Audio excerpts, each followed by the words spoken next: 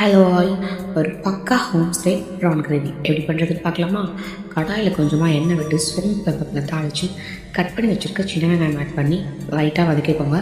ரொம்ப வதங்கக்கூடாது.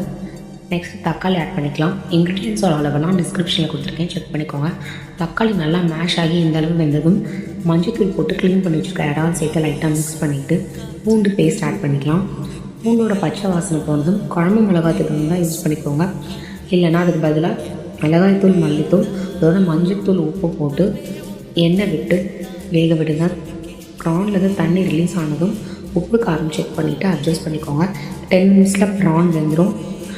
கடைசியாக திக்கான தேங்காய் பால் ஆட் பண்ணிக்கோங்க. அந்த தேங்காய் பால் சேர்த்து கிளிப் நான் ஆட் பண்ண மறந்துட்டேன். தேங்காய் பால் லைட்டாக கொதி வந்ததும் மல்லித்தலை தூவி இறக்கிடலாம். ஒருவேளை உங்களுக்கு அதோட பச்சை வாசனை பிடிக்கலன்னா நீங்கள் இன்னும் கொஞ்சம் லைட்டாக கொதிக்க விட்டுக்கோங்க. பட் ரொம்ப நேரம் வேணாம், இல்லைனா ப்ரான் ரப்பர் மாதிரி ஆகிடும். இந்த ப்ரான் நீங்கள் தோசை, சப்பாத்தி, ரைஸ் கூட சாப்பிடலாம். பக்காவாக இருக்கும். ட்ரை பண்ணி பார்த்துட்டு கண்டிப்பாக எப்படி இருந்துச்சு கமெண்ட்ஸில் சொல்லுங்கள். தேங்க்ஸ் ஃபார் வாட்சிங்.